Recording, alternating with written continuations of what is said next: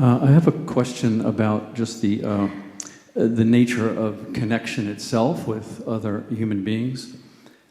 This is my first retreat, and one of the things that I'm finding is that the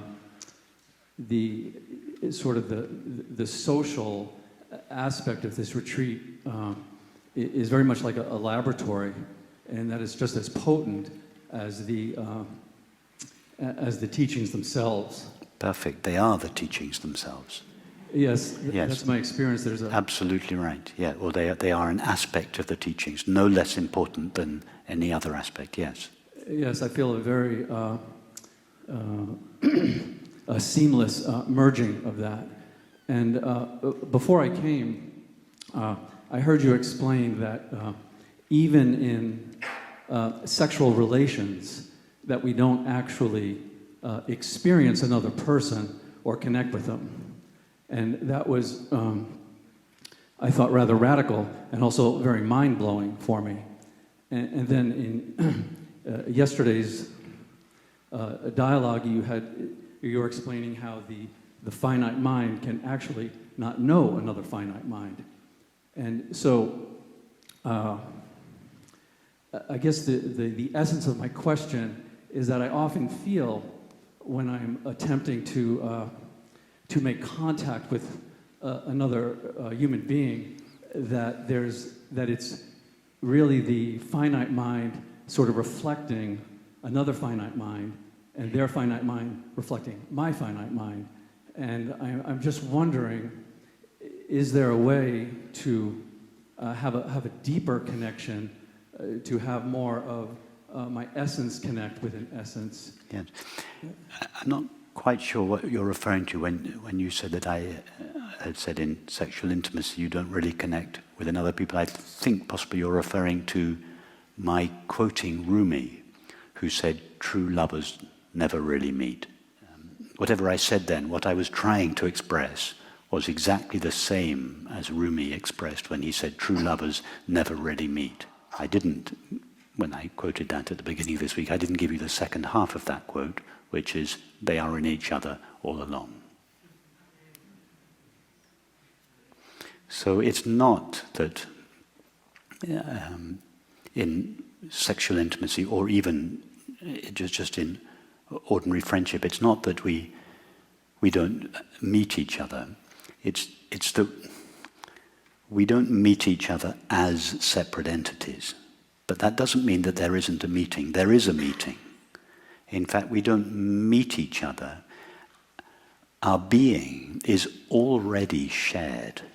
There is only one being, or not even one being. There is only being.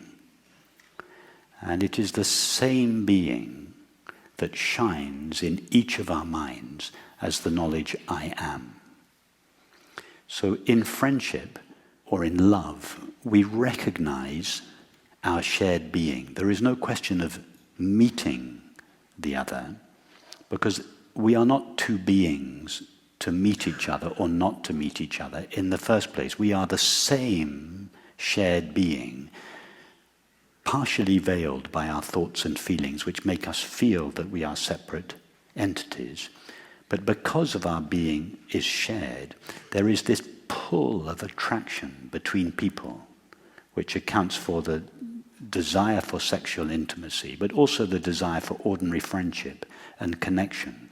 The reason we desire sexual intimacy or ordinary friendship and connection is because of this subliminal recognition in each of us that we are already one. But we don't feel that we are one because of this veneer of thoughts and feelings around our being that seems to separate our being.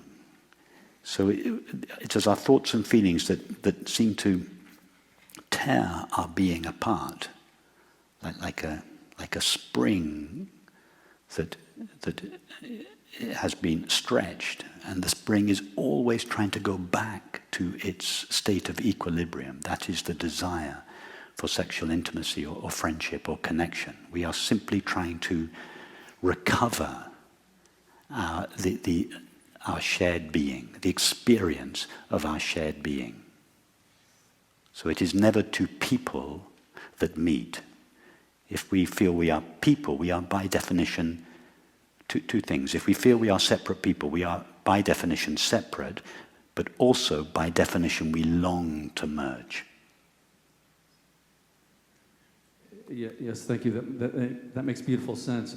So what I hear you saying, and this is sort of very profound for me, is that what's most important is the recognition of that other as myself in terms of beingness, and not so much the content of the Absolutely. exchange. The content is the packaging. The content is the content of our conversations around the dinner table, or when we're walking, or the content of our conversations it's the envelope that the love letter comes in. You're not supposed to stay with the envelope. You're supposed to open the envelope and throw it away and read the letter. It doesn't matter. That's why for the newcomers amongst you, not that any of you are newcomers anymore, but it's why when I sit down at a meal, the last thing I want to chat about is anything to do with these philosophical, non-dual matters. I just want to hear about your kids and what your favorite movie is, and because the content is not very important. Ultimately, I would say the same of the content of our conversations and our meditations in these meetings. Ultimately, the content is disposable. It is what is revealed by the content that is important. And you're absolutely right, what you said to begin with. That's why these retreats are not conducted in silence, because the community of friendship, the community of shared being that glows, shines in our communication with one another, is itself both a communication of and an expression of this understanding. Yes, thank you. I think next time I attend, I will actually wear a lab coat to remind me it's a laboratory.